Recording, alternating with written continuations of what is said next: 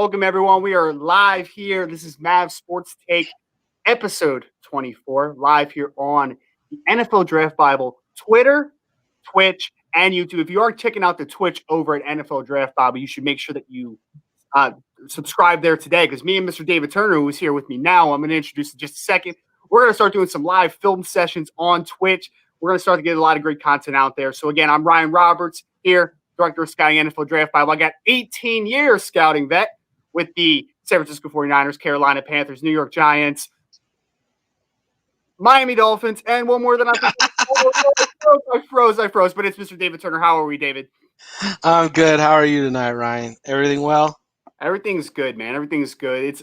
This is always a fun time. So we always know it. We have the Tuesday nights where it's us, our people that are live, and we get to talk some football for about 90 minutes or so, give or take a 2 minutes there. So we are excited. We want to hit on a few things before we do. We want to let you know that we actually had originally planned a really fun interview with Josh Johnson, who is an NFL quarterback. He's been in the league for a little while now. He's actually originally out of the University of San Diego, played under Jim Harbaugh there at San Diego. We were going to talk to him just a little bit about his playing career, and he also has started this Ultimate Gaming League, which we're going to find out a lot about, but unfortunately he was not able to make it tonight.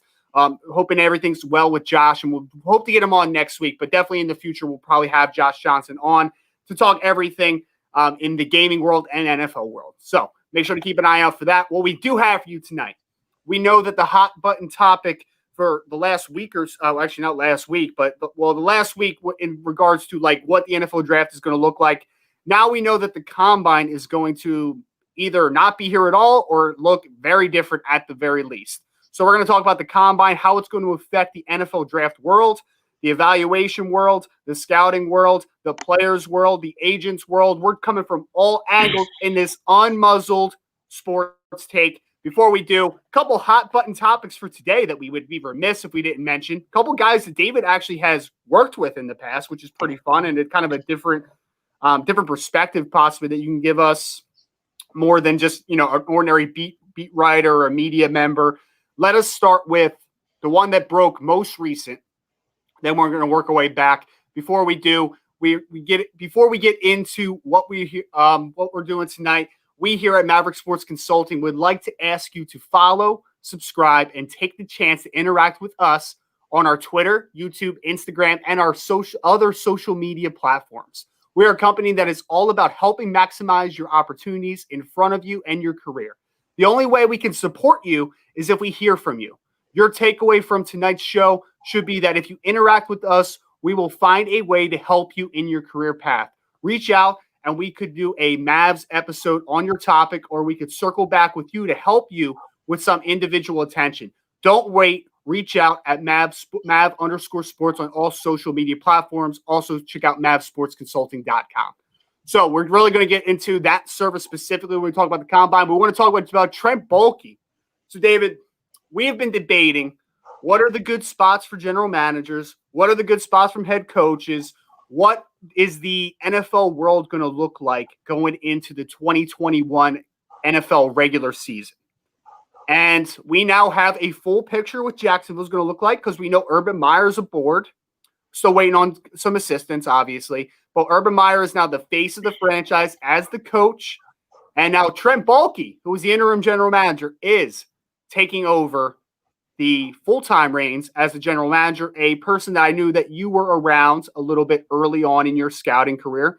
So, David, just from the early perspective, just give me a little, one-liner, not a one-liner, give me some thoughts on this hire. Do you like it? Are you a little underwhelmed? What are your general thoughts on Trent Baalke sticking with the Jacksonville Jaguars on a full-time basis?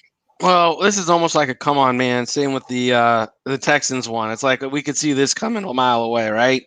Like they went through the process, and they walked through it, and then they stuck with the guy that was in the building. They brought in, I guess, to work with Cantwell last year a little bit, and he's been there. He's gotten to know the owner and the owner's son, who I guess was making himself a pretty heavy part of this process this year. So, for me, it was kind of like underwhelming. Like, I think seriously, Trent walked into a really great opportunity here because you got cap room, you got draft capital, and you got everything you need to turn it around. So And you would think since he was in the building and working there, he had something to do with the Urban Meyer hire, and hopefully he signed off on it at least, and that was his guy. I don't know how many guys, though, being frank, after Urban took the job, how many people still wanted to go there because they figured Urban was going to be running the ship. So I don't know how many candidates were really still die hard to go work under Urban. Here's a situation with Trent. He was obviously in the building, and it was a hire, which he's got everything he needs to be successful.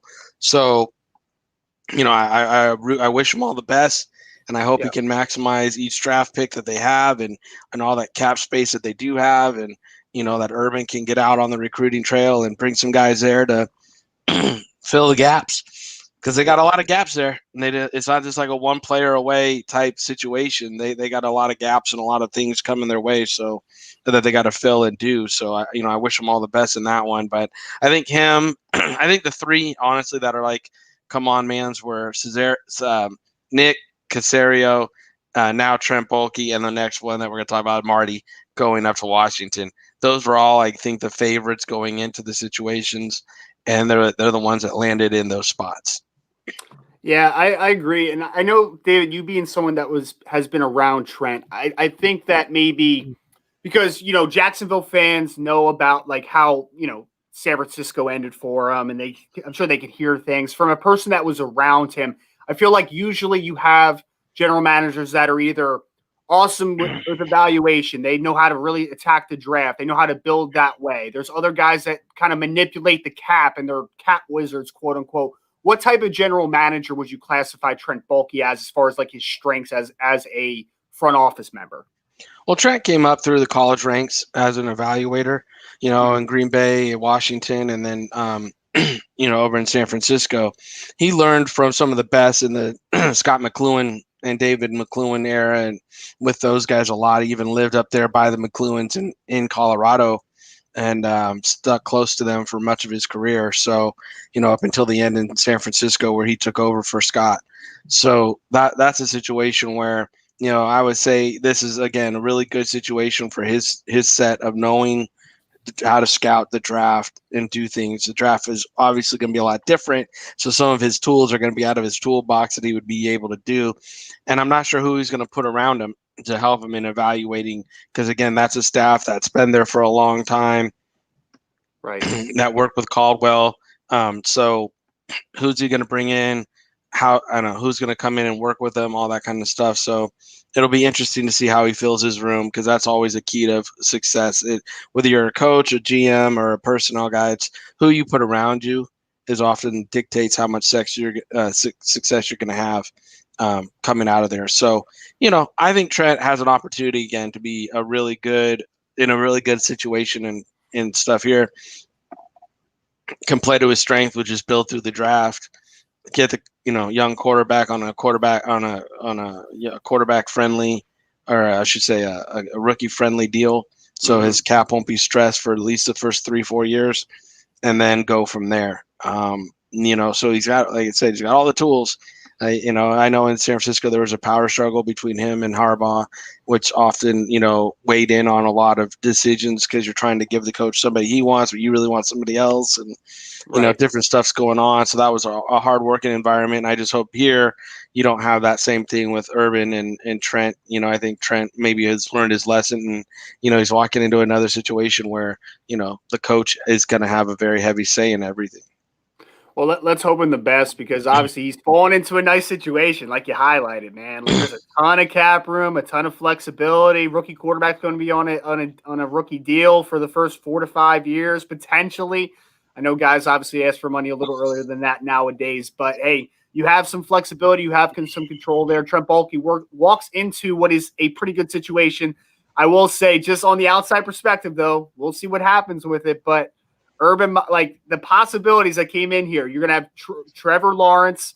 And then I was like, wow, if you pair a nice general manager, maybe a young guy with maybe a proven commodity as a coach, or maybe just a good head coaching candidate in general, then you're going to be in a good potential situation to grow in that organization with all the assets they do have.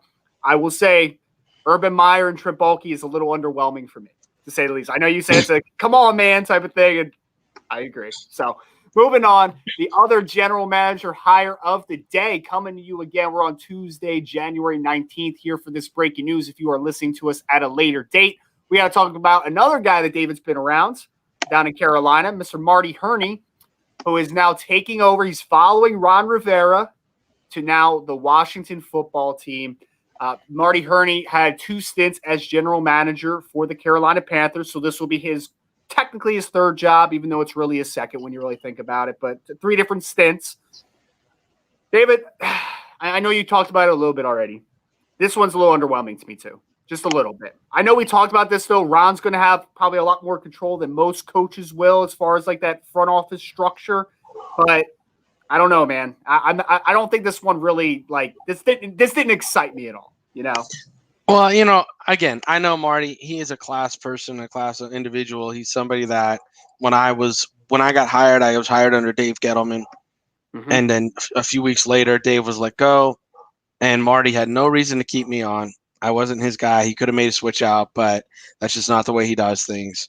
He kept me on. He let me do my time. And then when I chose to walk away to go up to Canada and be the director of player personnel for the Canadian team, he was very supportive through my health and stuff issues that popped up while I was in Carolina.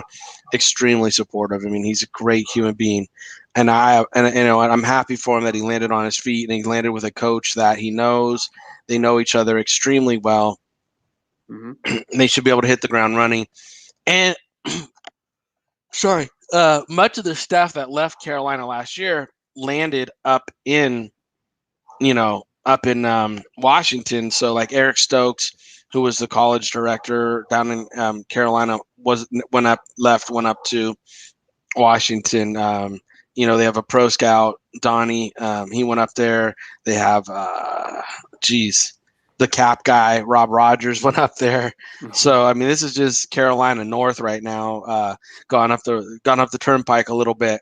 Right. And you hope they have the success they had in Carolina together, and they're able to find the Luke Kinkleys and the Cams and that when they were together when they found and were able to do. And you would imagine with some of the switchover going to happen in Carolina going up, some more player personnel, scouts and stuff might make the migration up to Washington and be part up there. So we'll see what happens with Scott Fitterer going into Carolina, who he keeps, who he lets go, and we'll see who Marty wants to bring with him and coach wants to bring up there from the old office. So yeah, and I know again it's another one that we'll see what happens. Obviously, the familiarity with Rob Rivera and Marty Hurney, I'm sure, played probably the biggest reason for this move. It's something that I'm sure he's going to be very comfortable with, and it's a structure that they've had before. So it's a little different because before Marty was really close with the old owner, and Marty were really close. So even though Dave and him worked well together, Marty still had the stick. Like he was the guy. Right. And then when it was time to be let go, Marty took care of all his guys. He gave them contracts and extensions. And so when Dave walked in the building, he worked with all the guys that were there because there was a lot of money the owner didn't want to pay out, which was, again, it's how Marty is. He takes care of his guys. It's always been a great GM and somebody who, loves to take care of his guys. So working for Marty Hurney is a great spot to be in. Yeah. And we want to really move past the breaking news because we want to spend the majority of the first segment here talking about the 2021 NFL Scouting Combine, which appears that it is going to be no more. There is definitely going to be some changes. We'll see if they get people in for weigh-ins and measurables and all the medical part of the event. But it does not sound very promising. One, that there might not even be an event in general. But at the least, I think we might be looking at, there's going to be no testing. So now the question is, what's next? And there's so many angles that we need to tackle this from.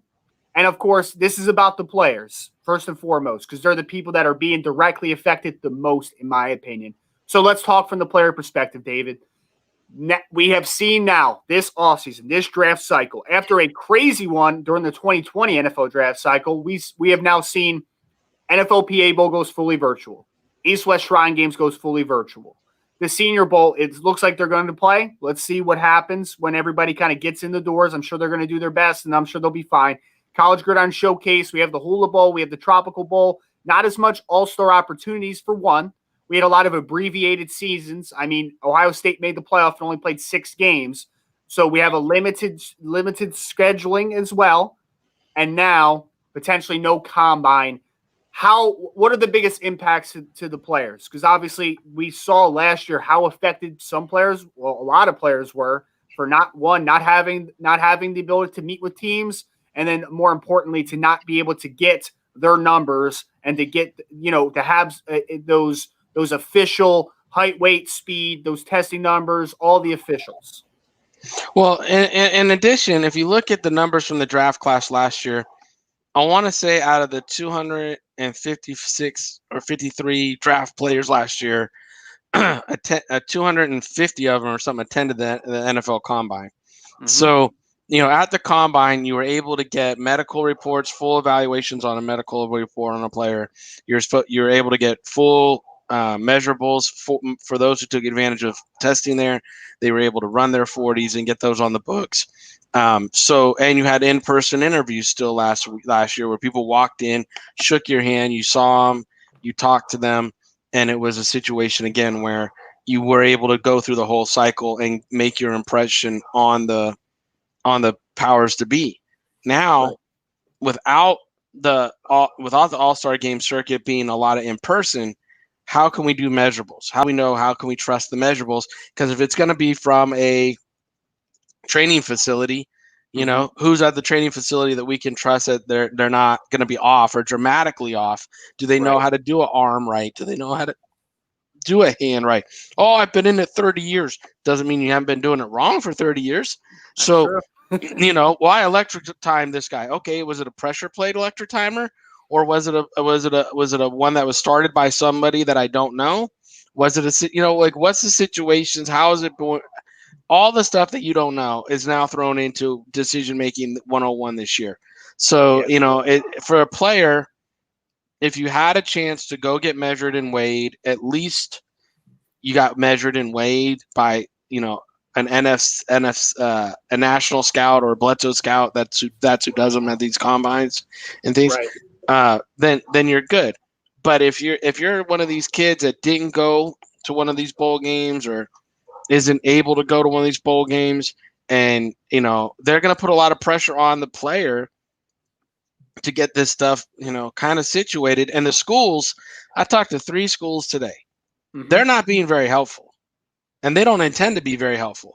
Because they don't know what to expect. Like they're just they don't know how to help. You think, or is it just like this isn't our problem? Because most of them, their hands are tied through local communities or there's administration. They can't put on a pro day. Right. All 3 schools I talked to today are not putting on pro days. One school only had 1 player coming out, so they're like, we're not going to do it for him. He can find another one to go do it at. Because we're not going to do a pro day for him. Another school was like, we have a few guys, but our local ordinance won't allow us to put on a pro day for them. Mm-hmm. So therefore, we can't do it. Now, and they said the rules change down the line. We're happy to have scouts on campus and do it. But right now, our local ordinance is not one. And the third one was that the school will not allow them to do it. They've checked with the schools, and the school has said no, because you have to have them inside the building for the 225 bench, the measurements, and then go outside. And it's going to be too cold for them to do it outside. You want to do it inside our facilities, and we're not doing that. Right. So and again, if they're not going to be able to test inside the facilities, they're probably not going to be welcomed in to do their physicals and stuff inside the facilities. So now they're going to have to cart themselves around to different doctors with a checklist and make sure these doctors check off on all the stuff that needs to be checked off on. And then who are these doctors? What are their credentials?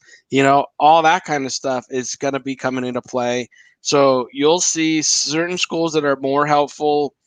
Their players will get drafted higher and stuff just because the resume is complete.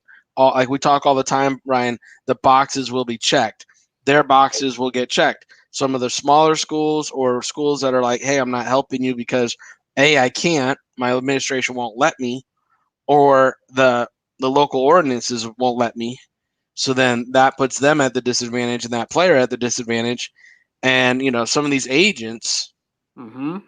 God love them, they just got really pressed out of a lot of money because, these kids, they don't have to declare now till March 30th.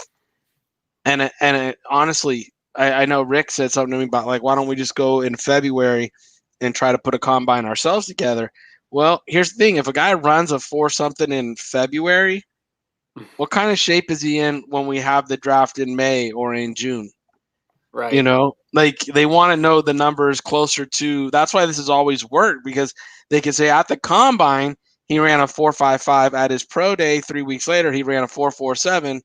So he's somewhere in the middle there. He's probably a 4.50 guy. And Mm-hmm. then you could go right into off season and different things. So he's in some kind of shape. But if you go throw a pro day together and do something in February, what kind of shape are you going to be in come June? Because honestly, a lot of these agents would love to get their guys tested as soon as possible so they could stop paying for training. Yep, absolutely. But then what kind of shape is that kid going to be in walking into the NFL camp once the training's over? So it has so many layers, and as we always talk about, ripple effects, right? Yep. But this season, this draft season alone is going to be so hard on the athletes because the support system is falling apart on them. Yeah, and I would like to say, anybody that's out there, I know we have a few people that are listening in. If you want to throw in any questions at any time, we're talking combine, NFL combine, potential of not being any NFL combine. Throw a question if you have something about that. But if you just want to hear some general, other topic about football, NFL, college football, whatever, NFL draft, send it in to us. Business, we got you. We're here all night taking the questions. David, I actually wanted to ask you about something because this is something I generally don't know. Okay. Do NFL evaluators, scouts, people that are on the All-Star game trail, right? Because I saw there's been two All-Star games here relatively close together. I saw a player that was at one, measured in, quarterback, 6'0", 2. Okay, so 6 foot and 2/8 of an inch. All right. Mm-hmm. And then he goes to another one a couple days later and he measures in, and I swear this is what I saw. 6'0", 1". How is there that much discrepancy in a couple days? Would you as a scout like on the All-Star trail when those guys are getting measured, are you kind of like not like how much with a grain of salt are you taking some of these measurements? Because it seems like something is wrong if it's that much of a discrepancy. At the Hula Bowl last year, the measurements were so far off. They Right. literally reported a player with like a 9 3/4 hand, or like a 9.5 hand. Okay. I have a 9 hand even. Like it still measures 9. So I Uh-huh. walked up to this player because his mitts looked huge. Mm-hmm. And I just, on the field, I just, hey, put your hand up next to mine. Threw my hand up next to his, and it dwarfed my hand. I'm like, this isn't a 9. This is an 11. So I took my measurement out and I did it right there on the field. And the player had an 11 1/4 hand. He didn't have a 9 1/4 hand. He had an 11 1/4 hand. How? And it got reported that someone typed in the number wrong and stuff. And that's the problem. But that's why you like to have credible scouts doing this, because what we do is we check the height chart. We make sure we don't just walk in and assume it's correct. We make sure it's right. We make sure players have their shoes off. They don't have socks on. Because here's another thing. You can have a player with socks on and he measured in a little lighter or a little shorter at one bowl, and then he's going to the second one. And before he puts his shoes on or socks on the next morning, he put lift in his shoes or his socks. I mean, so he could have had thick socks on with lifts under, and if they let him weigh in measuring with socks, you wouldn't have seen the lifts, and now that gave him an extra inch. And again, I watched a strength coach weigh in offensive lineman with a cell phone in his pocket, and I walked away from him. And I said, hey, coach, I saw the cell phone in the kid's pocket. You didn't notice it, so I'm just going to take, 2 pounds off. No big deal. In the middle of everybody. No big deal. Okay? This guy goes, the strength coach goes, oh, this scout for such and such team, and he calls out my team, and I was the only one there from that team. Said you, Wonder he who it said that, was. yeah, said you had your cell phone in your pocket when you weighed in. I don't think he's right, but let's go reweigh you in. And so my personality. I go, I didn't say it, I saw it, and I know he's going to be 2 pounds lighter. And then they went and they weighed him, and again, guess who was 2 pounds lighter?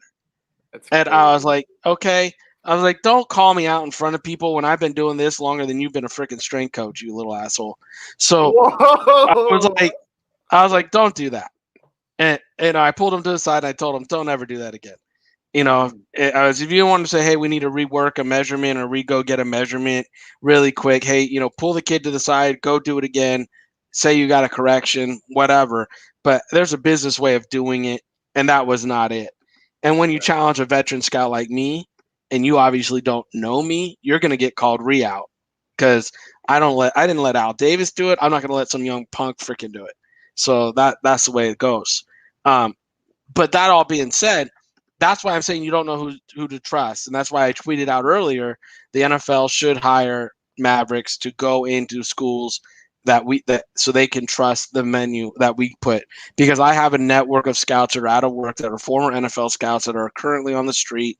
They're not getting paid by NFL teams, so they can go do this stuff and not be in violation of any of the NFL rules, and we can get it done across the nation. We have plenty of people that we can go do it. So if you're a training facility, if you're a school, if you're the NFL themselves listening, we can get it done. Just pay us as a consulting fee, and we'll knock it out for you. So this way your numbers are trusted, and they say, who took the numbers? You can say David Turner or one of my scouts. Then say they know that we're NFL guys. So, it's not saying someone from the facility. It's saying one of us did it. Right. And I know that, I was going to ask about solutions, and obviously that's the solution. I think getting kids as much of a consistency in this season of inconsistency would be a great idea. I mean, because these guys, all right, let's talk here for a second. This is a different angle. Ready?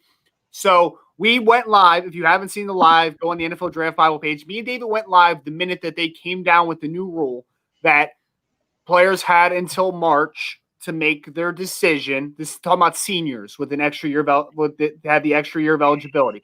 They had until March to make their decision on whether they want to go back for an extra year. The 18th stayed firm, which was yesterday. We're recording on the 19th.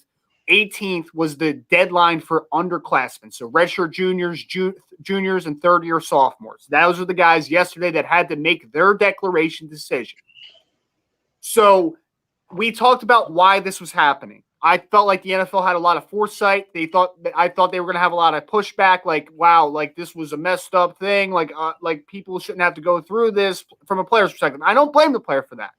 But now, David, we're looking at that. That decision was made, and only a couple days later, now we're hearing that the combine might be thrown out the window. So for me, it again pushes even more towards foresight. They know that there is going to be so much wrong with this draft cycle that they are covering their butts.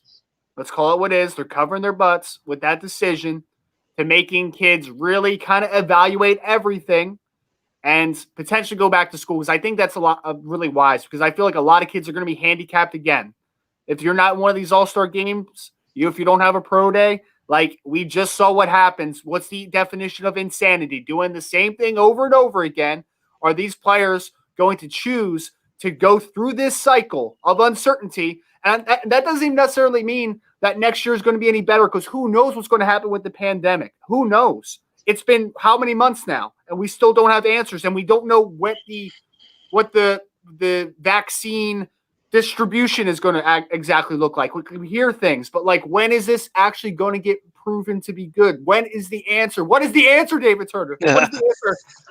Well, what's kind of BS in my mind is that they made the juniors and super sophomores declare yesterday, but then the breaking news, what didn't land until yesterday on the combine being done. But the memo that was put out by the commissioner, from what I saw, was December 23rd. So NFL teams and people have known since Christmas, the combine is going to be canceled, right? Word doesn't break until the juniors and super sophomores have to make their mind. And they could have pushed that to the 30th, so everybody had longer to make their mind up, but they chose not to, and which I don't understand. Again, I'm not sure what the decision behind that was. Like, why make the younger kids declare first? I don't know that.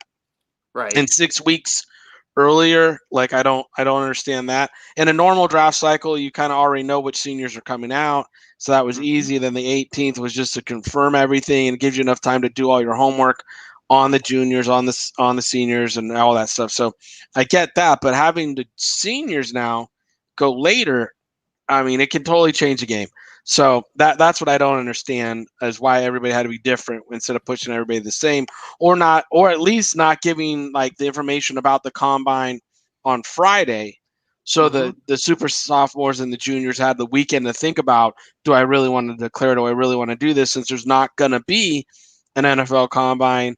And I might, then I would have given them the weekend to talk to their school about a pro day, about different things, and make a better decision for themselves. And yes, they can always withdraw and they can go back. And I mean, they really can. And again, it's fine. Honest kids, if you choose right now before March 1st to pull your name and go back, there's nothing they can do to tell you can't go back. I mean, go back, and make the decision next year. But like we've been talking about, Ryan, some of the smaller schools in the FCS level have canceled the spring, and they're not going to play in the fall. We have 1,200 kids in the transfer portal. We have kids from high school not knowing if they're going to get recruited and if they're going to get scholarships, because some teams don't know what their availability is going to be. So this is an entire mess. The ripple effect is going. It's going so far down the line, and this isn't just. I know we talk about male sports a lot, especially football, because that's our wheelhouse. But I have friends who have daughters that are trying to be recruited, one in base or one in softball and one in soccer, that are going through very similar things, because it's an entire NC2A problem with that decision to blanket give everybody one more year. That now those young girls that are juniors and seniors trying to get recruited for the next level, they're being told the same things that we constantly hear with the guys in football, is that we don't know how many spots we're going to have, we don't know how we're going to open it up to you. But to get back to what you're saying, is like I don't know why the NFL didn't just make it all June 1st. And I think the players, if you can go back, Yep. and you really feel uncertain, if you're uncertain, you're not in the top 200. Like, if you're not locked, clad, solid, I'm a top 200 guy for this year's draft, go back, because we don't know how they're going to sign undrafted free agents. We don't know how they're going to approach this year's draft process. And if you got some agent in your ear telling you you're a third round pick, but you definitely in your heart of hearts don't want to go in the 6th round, call me, email me. I will do the work for you. And I have no skin in the game except to get you a proper evaluation from a man who's done it 18 years, who's set draft boards for Al Davis, been in the room with Marty Herney, been in the room with Trent Baalke, been in the room with Dave Gettleman, been in the room, with George Payton. I've been in the room with a lot of these GMs, guys and gals. So if you really need somebody who's been in the room and that can do this work for you right now, I can do this work for you and make sure that you don't miss an opportunity to go back to school if it's best for you. Agents got skin in the game. Yes, they do. Parents, I love you guys, but you got skin in the game. Girlfriends, you got skin in the game. Grandma, grandpa, you got skin in the game. I got no skin in the game. Right. It's just an honest evaluation of your skill set. That's it. And therefore I can help you make the decision, walk you through the process one-on-one, and make sure you're getting the best advice you can get. And that's, again, all we want to do. We want these young men and young women trying to figure things out to have a resource. That's why we started Mavericks, is so everybody can have a resource of somebody like myself. They can have a direct path to somebody that they need to talk to. And so therefore I hope people do start taking more advantage of it. Some people have. It's been a good draft season, but I definitely have time. I can do more.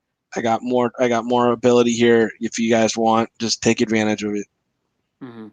And I've been consistent with this message this whole draft season so far. Because let's be honest, like it doesn't start just when the NFL playoffs end, baby. It's been going for a few months at this point. You know, people have been Yeah. thinking about it. Obviously, that when does the agent hunt start? Like as soon as these guys are eligible, they're hitting up inboxes, they're trying to find them, they're emailing them, they're doing all their stuff. Like that's when the recruiting process starts for agents. I want to get into agents for a second, but my biggest plea to every player that is out there, you can hit me up. You can hit David up. Hit as many people up as possible because the best decisions are made with a whole bunch of information, different perspectives, varying perspectives. Don't ask for one draft grade from someone. Ask multiple of them. Get as much perspective as possible. Understand who you're talking to. Get as many opinions as you possibly can. Make the most sound decision because, again, the minute that you make this declaration, you can go back to school if you want, if it doesn't turn out the way you want. But wherever you were selected, wherever you sat, that's what you are. No matter if you, yeah, go ahead. No, I was going to say, and from the agent perspective too, Yep. just this past weekend, Mm-hmm. I have 2 agent clients that were going after guys. I did their reports for them, Mm-hmm. told them how to do what I thought of them, checked with some of my NFL scouts about the guys. I was in grenade shot of a guy, like I like to call it, right? One kid I don't like. I think it's going to be like maybe 6 teams in the league that might like this kid because he's a big body, kind of a zero technique guy, right? Okay. But he's not really powerful, and there's just things I just don't like about him. I got a friend on the East Coast because that's where the kid went to school. Mm-hmm. Said I gave him a 7. He gave him a 7th round grade. Okay. Okay. Second guy gave him a free agent after the draft, college free agent guy. I asked him a PFA, like a priority free agent. No, just a regular free agent grade. Okay. So therefore, for me, out of 3 NFL scouts that graded the kid, he got 1 draftable grade. Okay, do the average. That means about 6 teams or 7 teams are going to give him a draftable grade, and it's going to be a low-end draftable grade. Right. So my agent didn't sign him. My agent friend, or my client, I should say, my agent client didn't sign him. Was kind of upset because he really liked the guy himself. Then the kid put out on his Twitter he got signed and he got like $20,000 up front and all this stuff, and they're paying for his training and da da da da. And so he called me. He's all, "See, I knew you were wrong." I said, "Whoa. Doesn't mean I'm not wrong."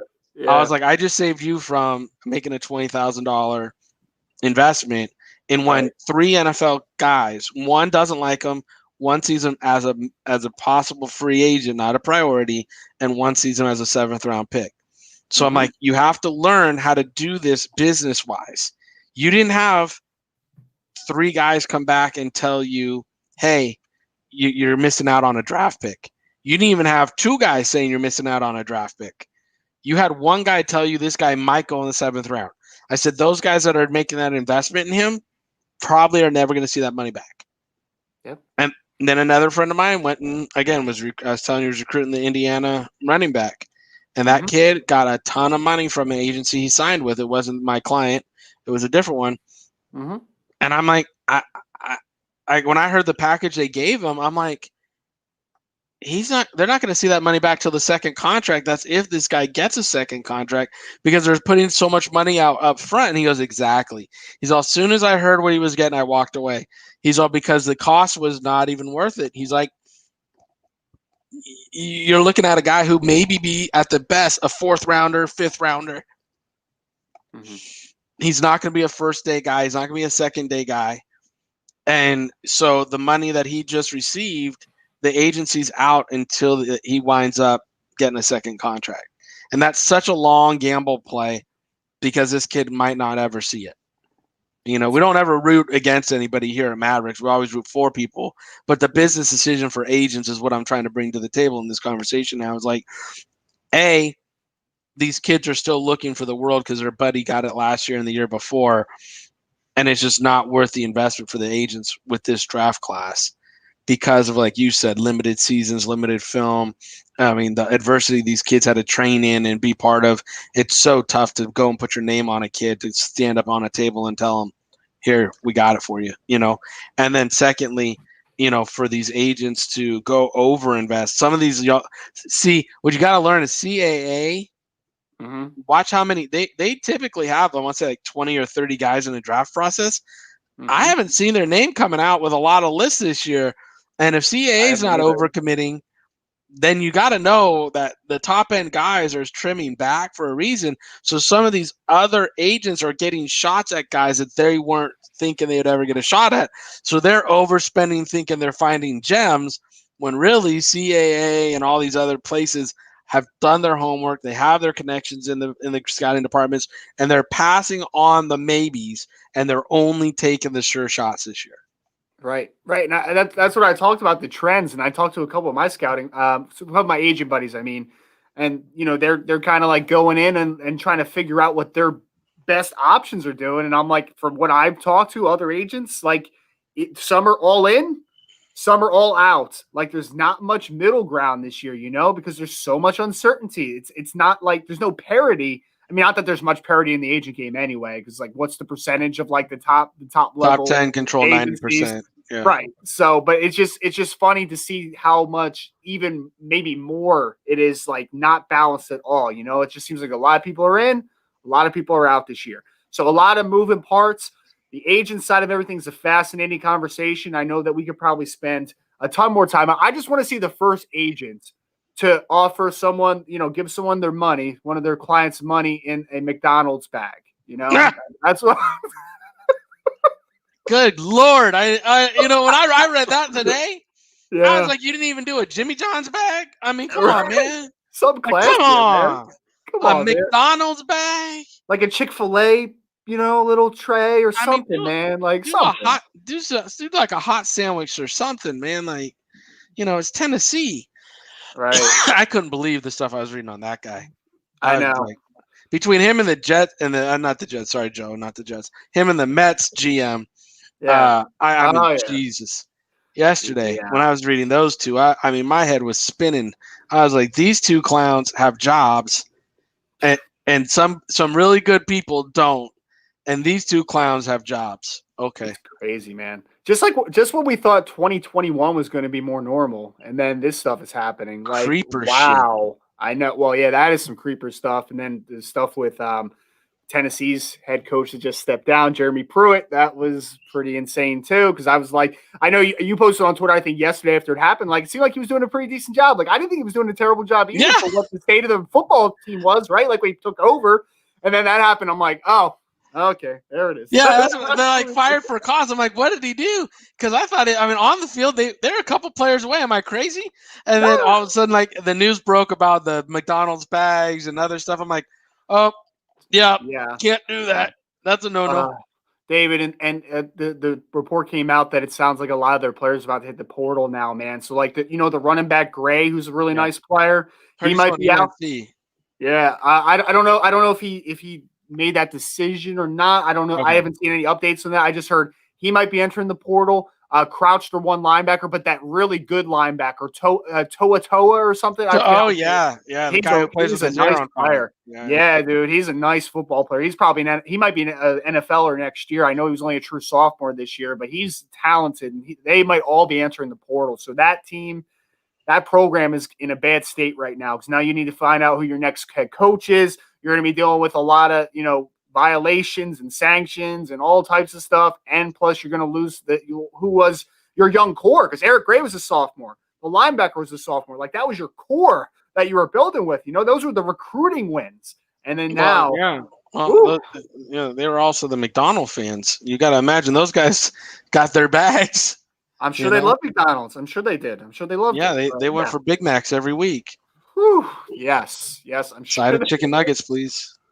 Oh, man. So that was pretty much all we wanted to wrap up with. Maybe the last thing we could talk about with this real quick, David, is the pro day circuit. Well, actually, we don't even need to talk about that because, some pro day. It's going to be hard. It's going to be so hard because it's affected by the local ordinances. Like you said, we don't know where the pandemic's going. Here in Arizona, we have the worst the worst COVID numbers out of every 100,000 people in the world. We have more affected people here in Arizona per 100,000 people than anywhere else in the world. So we have it worse in some countries right now. So, ASU and U of A, they don't know how they're going to be able to do anything for their students or what they're going to do, even though a lot of our local ordinances are wide open. We don't close our gyms and, bars because, God, why would we do that? But, we have 83% of our beds, ICU beds are full. There's one hospital down the road from me has 8 beds open left. That's it, 8 beds. Why close down bars and gyms, Governor Ducey? I have no idea. But you're going to the inauguration tomorrow. That's a good thing. That's great. I'm glad you're going to the inauguration, but you're not closing down bars and restaurants here. Priorities, David. I understand. Yeah, it's all about working with the new government. Well, how about saving some people's lives? But that all being said, yeah, I think it's going to be very hard, and the pro day circuit's going to be very hard. And also the NFL. Remember last year when the COVID hit hard and people really didn't know what to expect or do, they pulled their scouts off the road because they didn't want to jeopardize those scouts' lives. So to go into schools and how we do the pro days where you can go do a pro day 2 in a day or 5, 7 in a 5-day week. And then you got to fly here and there, and then all these schools are in charge of making when they're going to do their own pro days. So, the schedules get really crazy for scouts. And again, I don't think the NFL will send their scouts out. Send their scouts out to these, these pro days when they are the way they are, where you're on and off different campuses each and every day, because it puts their lives in jeopardy. And to do it for work, I think there'd be a lot of liability there. So again, NFL, if you need somebody to verify measurables, let me know. And the pro day circuit's like all so packed together too, because then my thought was like, well, maybe they could space out guys, but like they don't have enough manpower to cover nearly as much as they need to. Like, are they just going to focus on just the Power 5 teams and try to get to as many as them as they can? Like the pro day circuit, I think, is a fascinating one because I don't think people think about that much, right? Because like David, so you were telling us the other day, so take us through real quick, like. You would start in, like, let's say when you were an area scout there, like on the pro day circuit, how many schools are you hitting in like a 2-week window, let's say? I could hit easily 10 to 15 in a 14-day span. Right, easily. Right. And they can't afford to do that because, hey, like what are we testing everywhere we go, or like what? And you don't even have that capability because think about the Bay Area. I'll walk you through it for just a little bit so you'll see it. Right. You fly into Sacramento, you do Sac State and Davis the same day. Next day you drive down, you do Cal and San Jose State the same day, and then you would drive down, do Stanford the following day, go over to Fresno. And then you would typically drive from Fresno down to UCLA, then do USC, and then typically go down to San Diego, and you would hit San Diego State, USD, and somewhere else. Then come over to Arizona and hit Arizona, Arizona State, Northern Arizona the following week. So yeah, within 7 days, you're hitting 9 schools, and it's just boom, boom, boom, and again, you're on and off campuses and you're talking to kids face to face. You got to touch them. You got to put your hands on them to measure them right. You got to be around to, just interview the players, interview the coaches, interview the medical staff. I mean, just to do your job, you're going to be closer to 6 feet.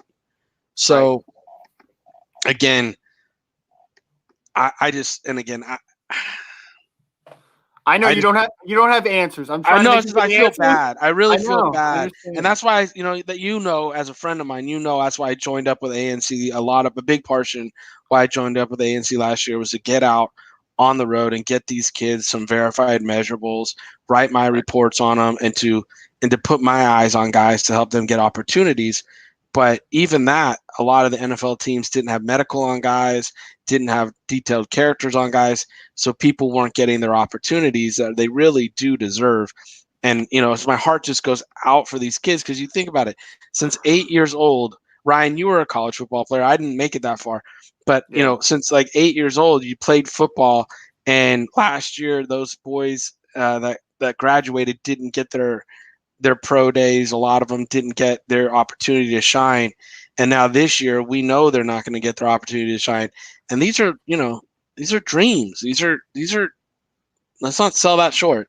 These are young men's dreams that they've worked very hard to accomplish. They've done everything right, and it's not their fault. Stuff's going wrong.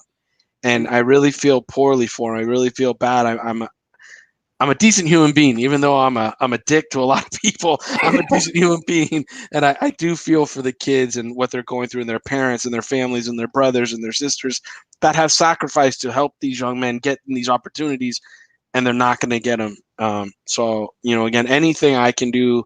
I see Dan in the chat room, Dan Cassidy, and anything I can do for the players, for the agents, for the schools, for the league.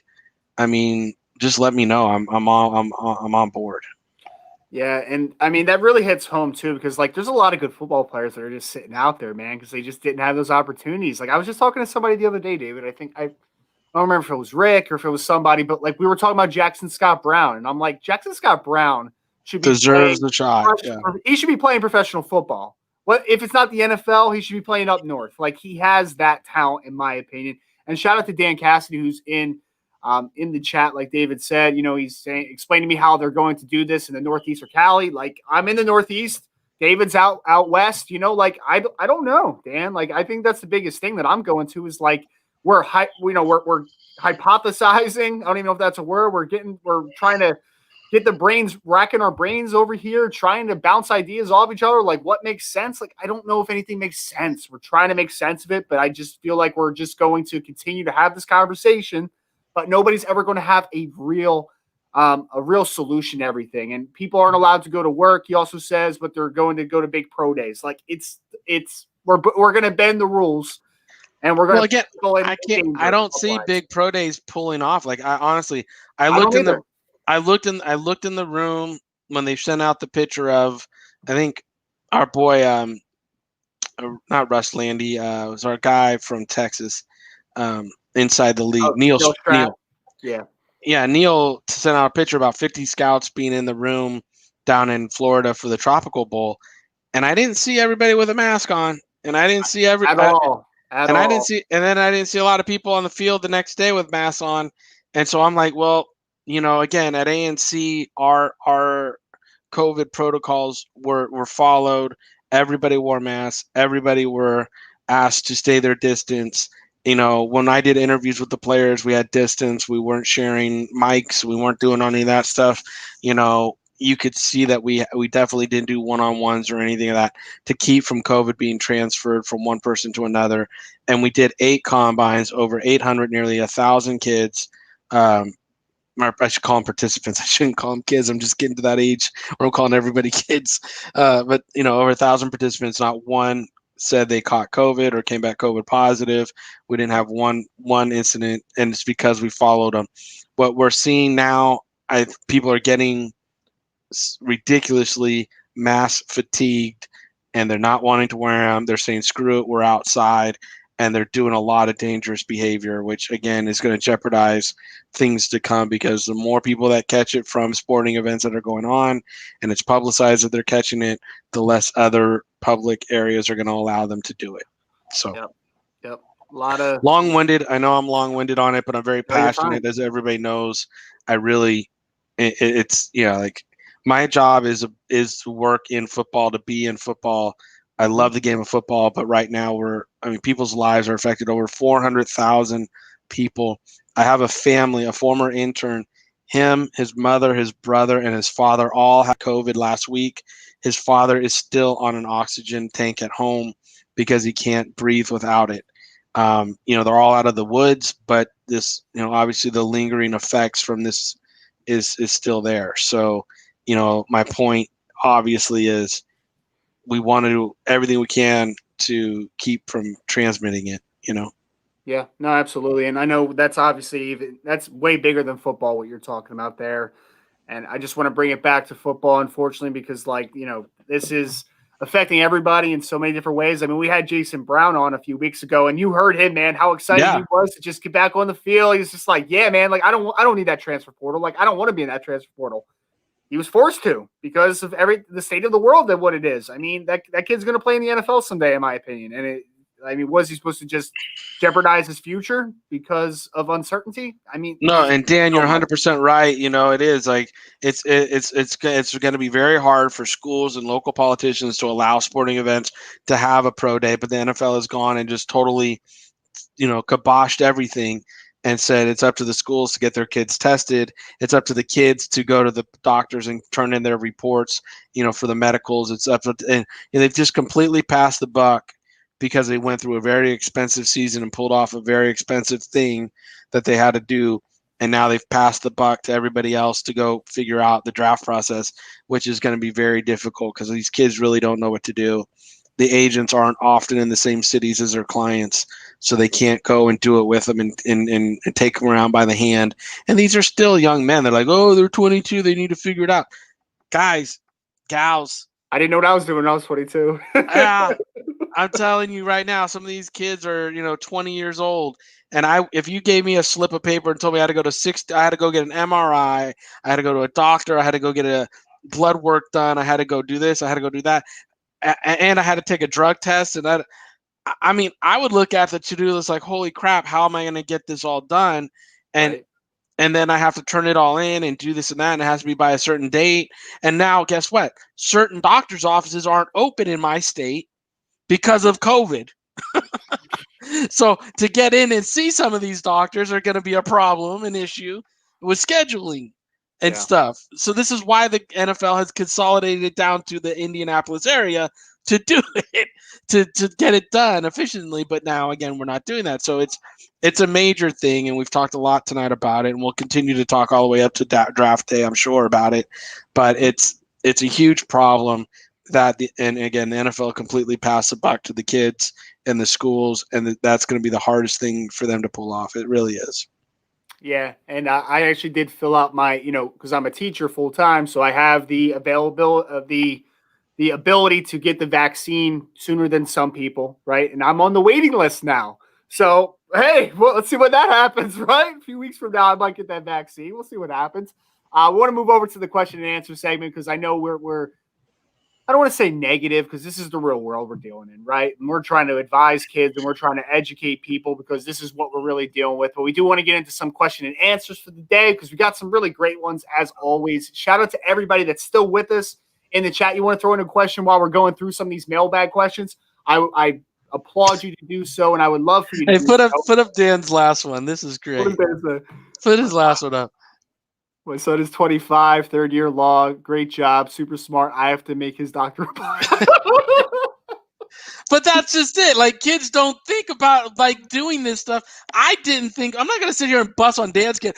I didn't do it. My mom still made my appointments for me, I'm sure, well into my 20s because it was just what mom did, Right. So, right. I mean, it's like you don't think about it. You think about going to school, getting grades, and, eating. That's about it. Maybe going out on Saturday night. You don't think about making doctor's appointments and all this stuff. I mean, I would be lying if I said I didn't call my mom for some things that I should probably be doing at 29 years old. Like, it happens, whatever. It's all good, man. I completely agree, though. We need to definitely cut some kids slack right now in this situation because it's tough decisions to make at their age. So getting into some mailbag questions for tonight. We had a lot of awesome questions. Like I said before, shout out to everybody that gave us the questions for tonight.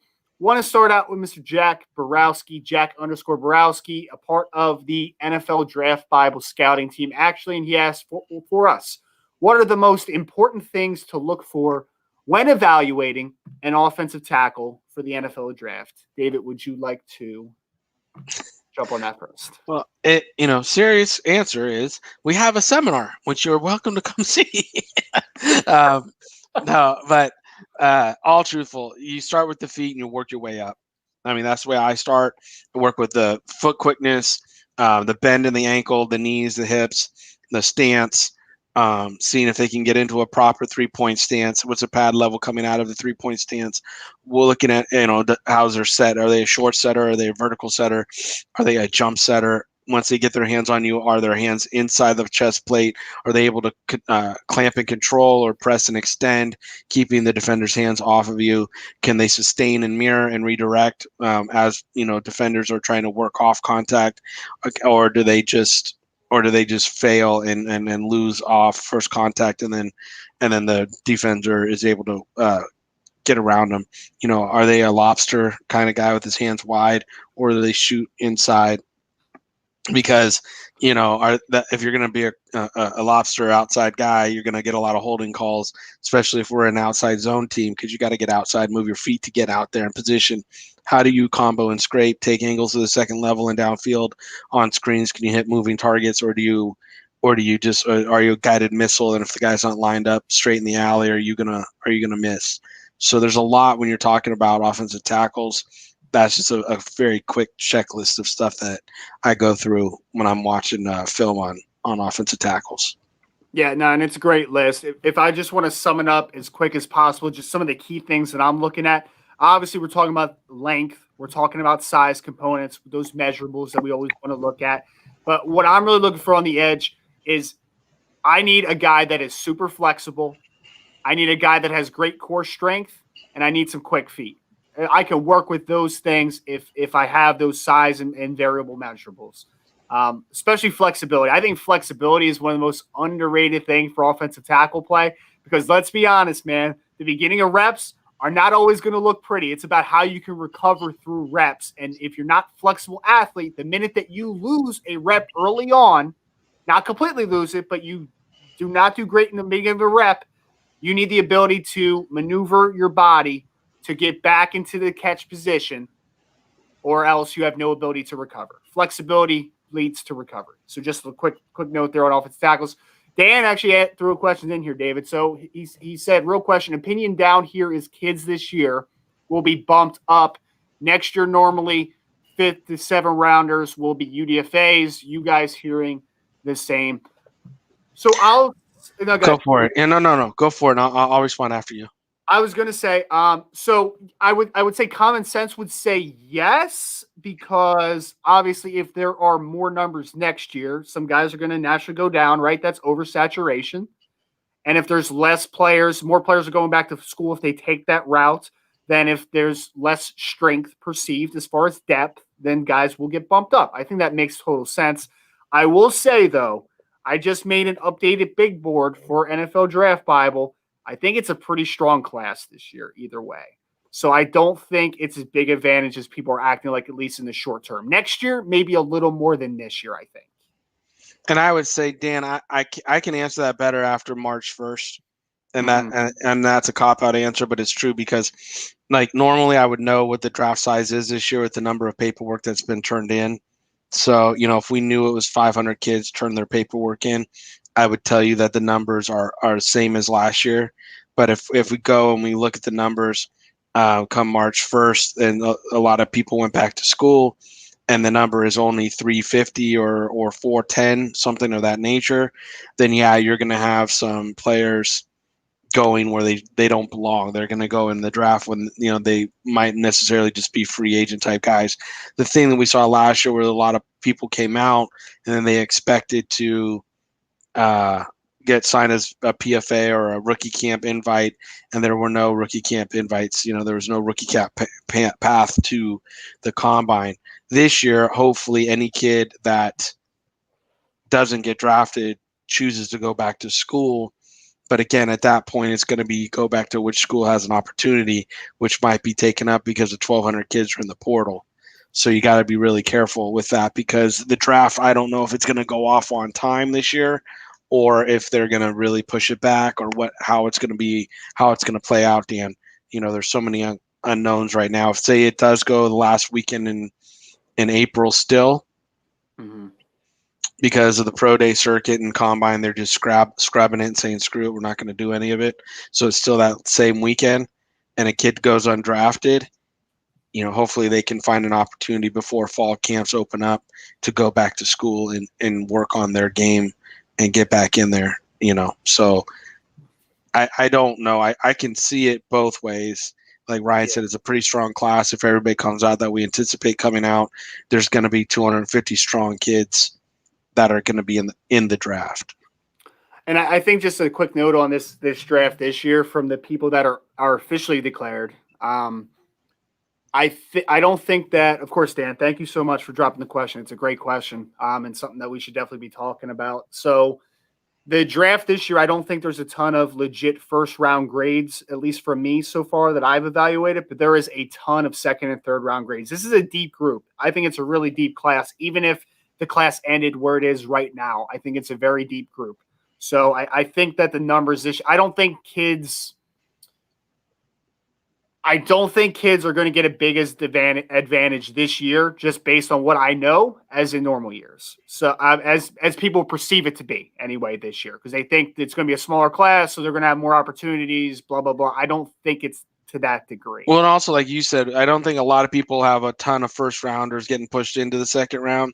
You're going to see some second rounders be pushed up into the first round, some third rounders getting pushed up into the second round. And so, therefore, people are anticipating that's going to be the cycle all the way through. But like you said, the meat and potatoes of the draft, which is 2 through 6, I think there's a lot of kids that are going to grade out 2 through 6 this year. And that's where the numbers are going to be strong, like you were saying. So there is going to be a strong 250 kids graded for the big board. Right. And I think that's a great way to put it too, David, because I don't want it to make it like, so yeah, like normally like it would just cycle down. But the point is that like there might be this many first round picks. I'm not willing to put the number out that I have right now of first round grades, but like there is a ton of second and third round grades. So you're going to still get some players in the fourth round that have a day 2 grade. Like that's still going to happen. So it's not just like, oh, wow, there's not that many first rounders. Here's some second rounders. Not that many second rounders. Here's some third rounders. Like that's not how it's going to be. There's going to be some guys on day 3 that have a solid day 2 grade because that is where the depth is. That is where it is right there. Rounds 2 through 6, like David said, I think there's so many good players this year. So good segue there. Great question again, Dan. Really appreciate it. A question we wanted to go to, man, would it be a podcast without talking about some fullbacks, David? Would it be a podcast? Shout out to Steph. It wouldn't be one I would like. Let's go. Let's get some fullback action going. Shout out to Steph, who is a 49ers fan. So I know it makes sense. The best fullback in the NFL plays for the 49ers in college juice checks. So she wants to know about some fullbacks and where they might land in the draft. So she asked me for a top 3. I know, David, there's one that you keep talking about. So I'll let you put one out there, and then maybe I'll put the last 2. Stogie, baby. Give me the Stokester. I love this kid. He's a Wisconsin fullback that actually leads up in there and pops people open. I think this is a kid that I compared him to Tom Rathman in the past. Rick said I was crazy, but if you watch him, he launches into the line. He really does open up the line well. He can carry the ball. He can catch out of the backfield. He does a nice job. To me, he's a very complete fullback.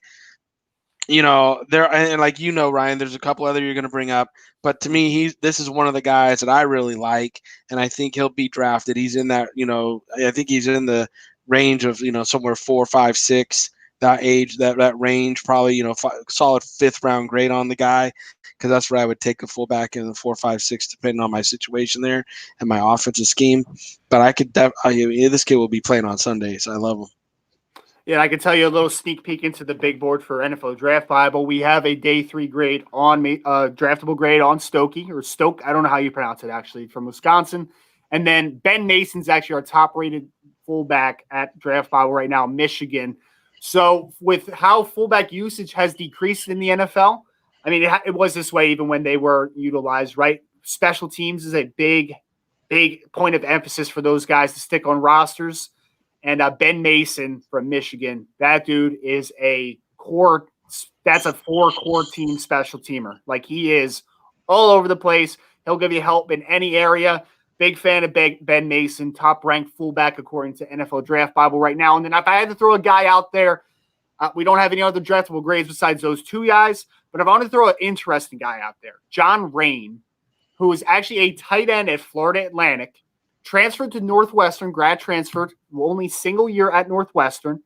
He's about 6'2", 235 pounds. He plays that super back position that we have seen at Northwestern over the last few years, which is like they're just an H-back position, plays in the slot sometimes. But this kid's got some receiving chops to him. He's got some skills, a West Coast style team that likes to get their fullbacks involved in the passing game a little bit, like a 49ers, for instance.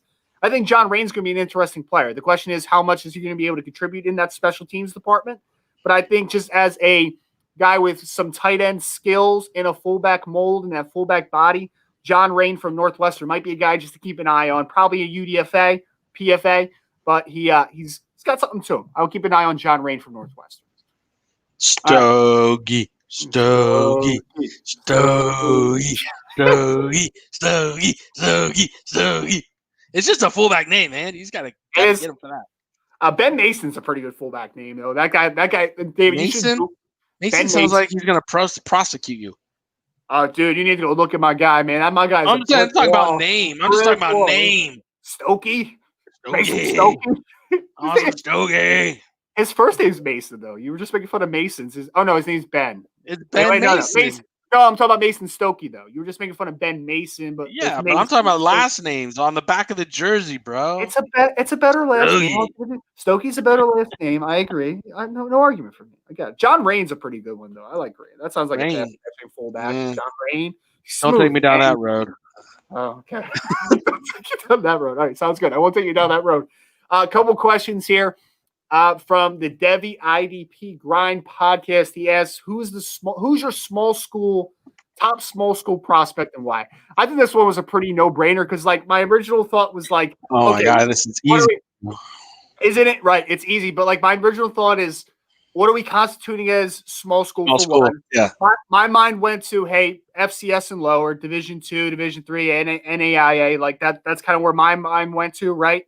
But I think that some people would even picture anything below Power 5. Like if they said like, oh, a kid out of Toledo, a kid out of a Sun Belt team like a Troy or whatever it is, a Georgia State, like they might Coastal Carolina. They might constitute one of those guys as them either. But either way, Trey Lance, he might go top 10. North Dakota State quarterback, like he might go top 10. that's so. Whether your definition is FCS or Division II or Division III or just Group of 5 football, Trey Lance. And why? Because it's going to be a top 10 pick, probably. So, yeah, there you go. Yeah, I knew that was coming from you. That was no surprise.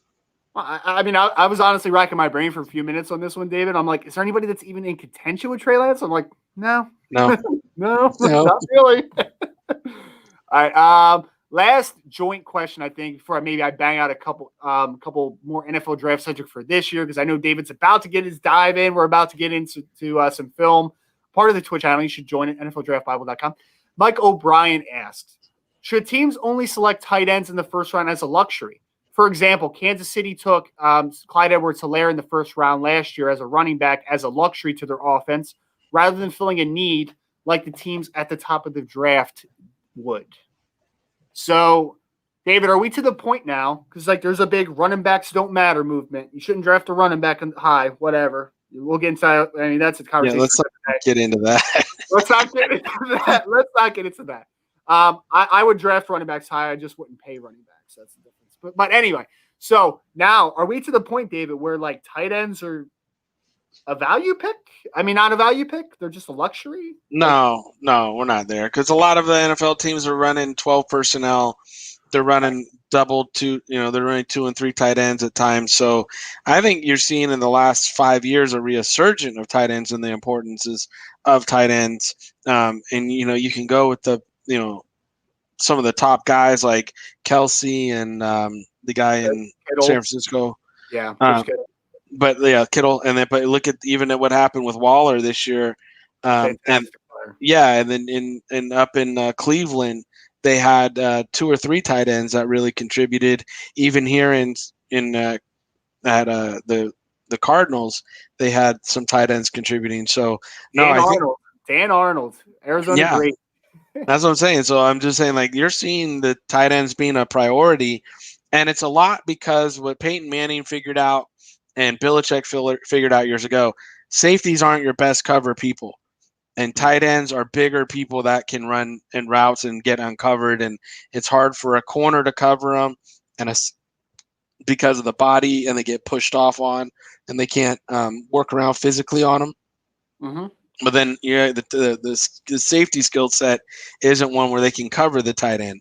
So by having a 12 personnel, a good 12 personnel grouping, it really puts your offense in a good situation because you can run the ball more effective with 12 personnel, and you can throw the ball really effective with a good 12 personnel grouping.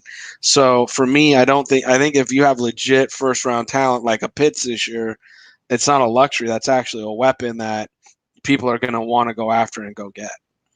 Absolutely. No, I agree completely. I think, like you just said it, Kyle Pitts, dude, like that guy's a difference maker. You call him whatever you want too. Like he can do some wide receiver things too, but like you're telling me Travis Kelce is just a luxury? Like that's your best offensive player probably. So, I feel like those rare guys at the top. I mean, there's some mismanagement of draft picks like there always is. Like you're going to miss at points, but like is any team in the NFL not going to take impact tight ends? Like I think think about if the San Francisco 49ers did take Pitts, right? And they put him with Kittle. And now you have what they used to have when they had Vernon Davis and they had Delaney Walker. Yeah. So now you got two tight ends that are stretching the field and giving you problems, and you have it in Kittle and Pitts. Right. Yeah. Throw Pitts in the slot too. Let Kittle work in line. Like there you go. So your mind's working it. That's what I'm saying. Like, so, I mean, tight ends are not luxuries. They're still very much sought after weapons. I agree completely. Last question from Alec Polito. He wanted to know a few day 3 linebackers that we think could make an impact. So one guy that I've liked for a while, going to put him out there, Garrett Wallow, TCU linebacker, former safety, who bulked up this year to about 6'2", 235 pounds or so. My guy is an Energizer bunny. He's a pretty smooth athlete. He's got some solid hips. He can change direction. He's got that safety background a little bit. He has a very good, very great understanding of where to be on the football field. He's always in a proper spot. He's not, for me, a guy that I would say like is maybe a 3-down player all the time at the next level, at least early on in his career. But he reminds me of like an AJ Klein that played with like the New Orleans Saints. I think he might still be on the Saints, maybe on the Panthers now. But he's just a solid contributor that I think can make an impact. And I think that he's going to be a little undervalued in this draft just because it is a deep linebacker group. So you're going to get some guys on day 3 that are going to be excellent football players. And then a different archetype I want to throw out real quick, and then we'll get out of here. Last guy. I'm cheating a little bit here, David. Cheating a little bit, okay? This isn't an off-ball linebacker. This is a rush backer in a 3-4, okay? I'm getting him out there. Jeremiah Moon from Florida was a guy in the summer that I loved so much, okay? Because this kid is 6'5" plus, 240 plus pounds. He's got vines for arms, playing in that odd man front, playing the rush backer position. The light did not turn on for him this year. It did not turn on. I was ready for him to be that, ascend to one of the more talented pass rushers in the class. It didn't happen. The SEC had a reduced schedule. He was dealing with some injuries. It just didn't come together for him. But as a 5th or 6th round flyer, I think this kid still has the potential to really develop. So Jeremiah Moon, who is a rush backer out of the University of Florida, I think is another nice guy. And then Garrett Wallow from TCU, for me, is a guy that I really have liked since summer. So we're wrapping up here. Shout out to everybody for the mailbag questions. We'll be back again next week. Same time, same place, 8:30 Eastern on Tuesday. Make sure to follow, like, everything that we're doing here, not only at MaverickSportsConsulting.com, but also NFL Draft Bible, which we are now the official partner of Sports Illustrated and covering NFL drafts for the site. Going to be kicking up very soon here. If you aren't following us at NFLDraftBible.com, you definitely should. It's a great thing. NFL Draft Bible also on Twitch with me and David Turner. Again, I'm going to do some awesome film sessions that I can't wait to do. David, giving you the last shout out here before I hit this quick outro. Anything on your mind? Anything you want to put out into the universe? I just want to say thanks to everybody who's been supportive of Mavericks. Like this is our only 24th episode, and like Ryan knows, I mean, it's just growing exponentially so quickly, and your support's the only reason it gets better and better every week. We really do hope you take advantage of our expertise for your benefit. You interact with us more through the internet, through the social media. It's the best career advice I could give you is like that was not around when I started 18 years ago. There was no roads to people like me 18 years ago that were this direct, where you could DM me and all of a sudden I can get back to you within minutes. I wish I had that, because I'm a very aggressive person, and if I wasn't, I wouldn't be in this business. You can't wait for the opportunities to come to you. You have to go get them, and doing it in the right way. You'll see people be appreciative of that. I can teach you those right steps. I can teach you the way to approach everybody aggressively, but still properly in a business way. So this way you're leaving the right taste in their mouth when they deal with you from the get-go. It's all I hope. It's all I want to do is give back a little bit to this game that has given so much to me in my life. And, if I can help one person this draft period get drafted, or one agent not make a misstep, or one mom and dad get a better, clear picture if their kid should go back to school, that's me doing my job.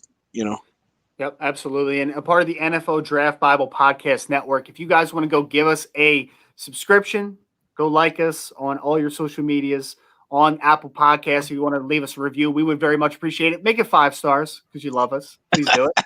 We will be back again next week, 8:30 Eastern Time, Tuesday night, to bring you the new happenings in professional sports. Make sure you like, share, and follow us on Twitter, Instagram, LinkedIn, and Facebook. I'm at Rise and Draft. David is at Mev_sports.